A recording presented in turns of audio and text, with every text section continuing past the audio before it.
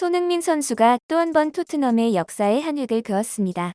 한국 시간 13일 영국 런던의 토트넘 호스퍼 스타디움에서 열린 아인트라흐트 프랑크푸르트와의 챔피언스 조별리그 D조 4차전에서 멀티골을 터뜨리며 3대2 역전승을 이끈 건데요. 지난달 레스터시티전에서 해트트릭을 기록했던 손흥민은 이날 멀티골로 다시 몰아치기에 나섰습니다. 올 시즌 5골 2도움을 기록하며 시즌 초반 지지부진했던 모습을 지우려는 듯 매섭게 치고 올라오고 있습니다. 전반 13분 토트넘 에릭 다이어가 볼터치 미스로 공을 뺏겨 카마다 다이치의 선제골을 헌납하며 한순간 차갑게 식어버린 호스퍼 스타디움에 가능한 빨리 만회골이 필요했던 시점, 역시 믿고 맡기는 손흥민 선수가 있었죠. 팀이 0대1로 뒤지던 전반 20분경 역습 상황에서 단짝 해리 케인의 침투 패스를 받아 수비 뒷공간을 파고든 손흥민은 1대1 찬스를 잡았고 오른발로 골문 구석을 겨냥해 침착하게 동점골을 기록했습니다. 손흥민 선수는 득점 직후 발에서 검정색 밴드를 빼 하늘로 들어보이며 손가락은 하늘을 가리켰는데요. 최근 백혈병으로 세상을 떠난 지안 피에로 벤트론의 토트넘 피지컬 코치를 추모하는 세레머니였다고 합니다. 눈빛만으로 서로 무엇을 해야 하는지 알고 그것이 완벽하게 딱 맞아떨어지면 왠지 모르게 행복감을 느끼죠. 전반 36분경에는 피에르 에밀 호이비에르가 오른쪽 측면에서 올려준 크로스를 문전에서 노마크 찬스였던 손흥민 선수가 받아 환상적인 왼발 발리슛으로 골망을 흔들었는데요. 정확한 임팩트로 상대 골키퍼가 두 손 들고 쳐다볼 수밖에 없었으며 이렇게 3대1로 경기 흐름을 완전히 가져왔습니다. 이 골 장면에 대해 손흥민 선수는 호이비에르가 크로스를 올리기 전에 나를 봤다. 공이 정확히 내게 왔고 발리슛은 내가 선택할 수 있는 유일한 옵션이었다. 깔끔하게 맞춰 매우 행복하다라고 인터뷰했습니다. 이후로도 손흥민 선수는 해트트릭을 노리기 위해 계속해서 슈팅을 적극적으로 시도했는데요. 실제로 멀티골을 완성한 후 유효 슈팅 3차례를 때리는 것은 물론 손흥민 선수 특유의 양발을 사용한 빠른 드리블 돌파로 프랑크푸르트 수비를 끊임없이 괴롭혔죠. 결국 후반 15분 상대 수비수 투타의 반칙을 유도하면서 경고 누적 퇴장까지 시키는 만점 활약을 펼쳤습니다. 후반 39분 토트넘의 승리를 확신해서였을까요?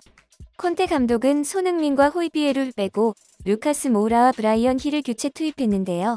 주 전력이 빠진 토트넘은 수적 우세에도 불구하고 후반 42분 코너킥 상황에서 파리대 알리두의 헤딩 추격골을 내주게 되는데요. 파상 공세를 막아내며 3대2로 간신히 한 골차 승리를 기록했습니다. 이날 프랑크푸르트의 일본인 선수 카마다 다이치와 하세베 마코토가 선발 출전했는데 손흥민은 1대2로 싸운 미니 한일전에서도 승리하며 한국 팬들에게 통쾌함을 선사했죠. 이날 승리로 토트넘은 D조 1위로 올라섰는데요. 다만 손흥민 선수는 아직 만족하지 않았습니다. 토트넘은 다가오는 16일 에버턴, 20일 맨체스터 유나이티드와 정규리그 대결을 벌여야 하고 UCL도 조별리그 2경기가 더 남아있죠. 손흥민 선수는 경기 후 인터뷰에서 마지막 몇 분 동안 정말 어려웠다. 챔피언스리그에서는 무슨 일이 일어날지 알 수 없다.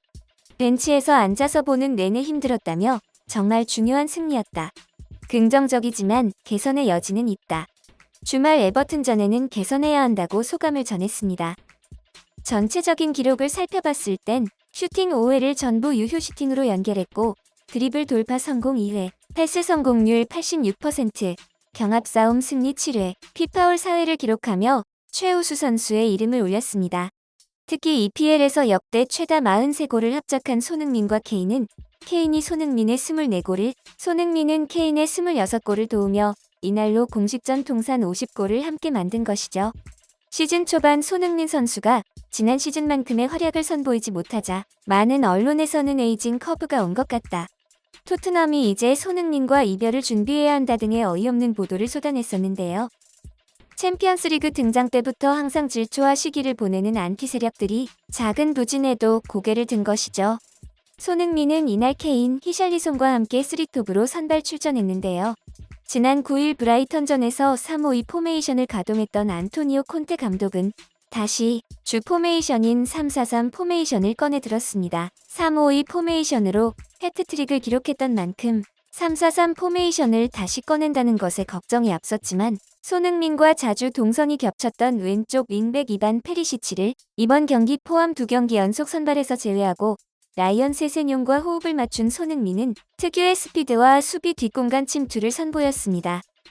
특히 페리시치와 에메르송을 제외하고 손흥민과 케인을 투톱으로 세우며 크로스 위주의 전술이 아닌 직선적이고 간결한 축구를 펼쳤기에 위협적인 모습이 끊임없이 나왔으며 손흥민 선수는 전체 평점 1위를 기록하는 좋은 모습을 보여주었습니다. 축구 통계 매체 후스코어드닷컴은 손흥민에게 평점 9.06점을 부여했습니다. 이는 토트넘에서 선발 출전한 선수 중에서 최고 평점이었으며 특히 1골 1도움을 기록하며 활약한 케인보다 훨씬 높았습니다. 이날 경기는 그야말로 손흥민 선수의 원맨쇼였다는 것이죠. 뿐만 아니라 유로파는 손흥민을 POTM으로 선정하면서 활약상을 인정했습니다. 콘테 감독은 경기 후반 손흥민 선수를 교체한 것에 대해 자기 자신에게 큰 가르침이 됐다고 인터뷰했습니다. 손흥민 선수에게서 좀 더 자세한 이야기를 들어볼 수 있었는데요. 좋은 레슨이 맞다. 사실 챔피언스리그에서 저희보다 한 명이 더 적은 팀에서 10명이 뛰는 팀으로서 저희가 분명히 여유를 부린다고 생각할 수 있겠지만 여기는 정말 냉정한 무대이다. 이것이 축구다. 라며 보완점을 짚었습니다. 이번 경기 손흥민 선수의 존재감은 상대였던 프랑크푸르트의 글라스너 감독과 주장 로데 선수의 인터뷰에서도 들어볼 수 있는데요. 글라스너 감독은 90분 내내 이겨도 괜찮다고 생각했다. 이번 경기는 많은 면에서 나에게 깊은 인상을 주었다. 나는 우리의 정체성과 개성을 가지고 경기하기를 원한다. 우리는 엄청난 압박으로 빠르게 1대0을 만들었고 항상 승리하기 위해 경기했다. 우리 선수가 퇴장당한 후 토트넘의 행보는 이해하기 힘들었다.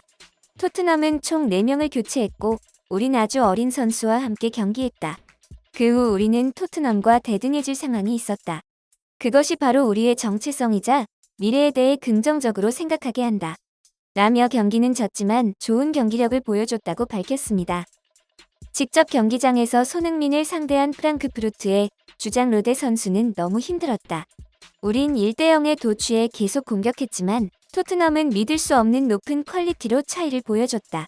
무자비하게 기회를 노렸으며 케인은 정말 잘했고 손흥민도 명성에 걸맞는 퀄리티를 보여주었다.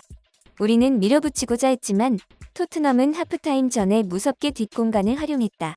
우리에겐 아직 기회가 있고 그렇게 하기 위해 남은 2경기를 이겨야만 한다. 라며 손흥민의 퀄리티는 엄청났고 패스를 넣어주는 케인 또한 훌륭했다고 밝혔습니다. 맨유의 레전드이자 프리미어리그 레전드인 퍼디난드는 최근 손흥민에 대해 인상적인 멘트를 남겼는데요. 손흥민과 케인은 프리미어리그 역사상 가장 위대한 듀오이다. 그래도 한 명만 골라야 한다면 나는 손흥민을 택할 것이다. 나는 손흥민을 더 보기 위해 돈을 쓸 것이라며 손흥민을 더 높게 평가했는데요. 두 선수 모두 대단한 선수라 생각하지만 둘의 역할은 매우 다르다. 예전에 모하메드 살라와 사디오 마네 중 누가 더 잘하는지 말하는 것과 비슷하다. 팀이 무엇을 필요로 하냐에 따라 다르다라며 엘링 홀란드가 오기 전에 맨체스터 시티라면 케인을 데려갔을 것이다. 그러나 손흥민은 지난 시즌 프리미어 리그에서 득점왕을 차지한 엄청난 선수로 내 선택은 손흥민이다. 손흥민과 케인의 파트너십은 역사에 남을 것이다. 두 선수가 토트넘에서 트로피를 따내지 못한다면 말도 안 되는 일일 것이라며 그들의 활약을 응원한다고 밝혔습니다. 최근 토트넘이 호스퍼 스타디움의 구장 명령권을 두고 구글과 협상 중이고 그 금액이 무려 1조 6천억 원에 달한다는 보도가 나오고 있는데요. 짠돌이로 유명한 토트넘의 레비 회장이 모든 것을 쏟아부은 만큼 이름 있는 기업에 제값을 받을 경우에만 사용권을 넘기겠다며 자존심을 굽히지 않고 있었습니다. 구장을 짓느라 급격히 불어난 부채를 해결하기 위해 구장, 명칭 사용권 판매로 대박을 터뜨리겠다는 계획이었죠. 나이키와 아마존의 2파전 양상을 보이던 중 구글이 등장하며 판도가 뒤바뀐 건데요. 만약에 이 경기장 명령권 계약이 이뤄진다면 손흥민의 지분 또한 적지 않을 것으로 보입니다. 경기장 건설 때문에 선수 영입이 거의 없다시피 한 기간 동안 손흥민의 활약은 환상적이었죠. 16년도부터 꾸준히 두 자릿수 골을 기록하더니 지난 시즌엔 득점왕까지 차지해버렸고 토트넘이 챔피언스리그에 진출하는 키카드 역할을 톡톡히 해냈죠. 토트넘 구단 공식 소셜미디어를 통해 오늘은 한글날 576번째 생일을 맞은 한글날을 기념하여 선수들이 한글과 함께하는 상상을 해봅니다 라는 글과 사진을 올렸는데요. 사진 속에는 손흥민과 히샬리송, 꼬이비에르의 한글 유니폼을 볼 수 있습니다. 토트넘은 2018, 19 시즌 한글 유니폼을 판매하기도 했는데요. 어색한 한글 폰트 때문에 부진한 판매 실적을 기록하기도 했죠. 하지만 세련된 폰트로 특별 유니폼을 제작한다면 손흥민의 행보로 보아 완판될지도 모르겠습니다. 이달의 선수에 등극하며 멋진 활약을 보여준 손흥민 선수가 심적 부담을 내려놨으면 합니다. 언제나 응원합니다.